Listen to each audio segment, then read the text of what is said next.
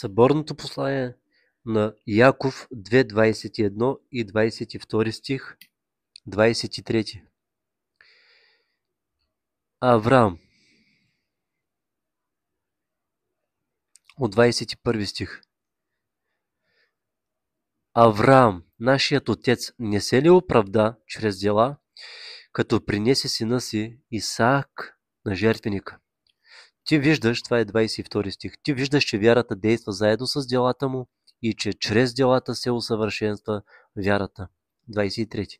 И се изпълни писанието, което казва: Авраам повярва в Бога и това му се вмени за правда и се нарече Божий приятел.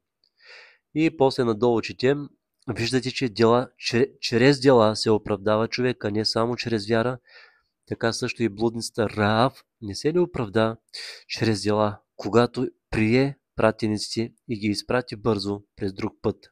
Защото както тялото без дух е мъртво, така и вярата без дела е мъртва. Виждаме, че вярата сама по себе си, например, какво означава? Да имаш вяра за нещо очаквано, в което ти се надяваш и вярваш. Вярата е да се надяваш. Вярата е да си в очакване. А не когато видиш, тогава да повярваш, защото това не е вяра. Вярата е когато не си видял това, което искаш или това, което очакваш, и да получиш и да чакаш. Вярата също е чакане. Когато в Евреи 1 и Евреи, когато ти вярата е даване, когато ти чакаш, даваш време и чакаш. Когато имаш послание от Бог и Бог ти е казал да чакаш, например, казвам за дете, чакай с вяра. И ти се надяваш и вярваш в думите на Бога, че ще имаш дете. Амин. Също така има и дарба вяра. В 1 Коринтини 12:9 се говори там за дарбата на Святия Дух. Святия Дух дава даровите си и това са 9 дарби.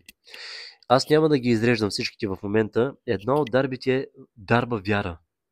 Чрез единия дух, чрез Святия Дух се дава дарбата. Има и дарба вяра. Блажен е този, който има тази вяра. Слава на Бога. Взаимодействаш ли с Святия Дух? Това е много интересно. Да работиш в екип с Господа за Негова слава.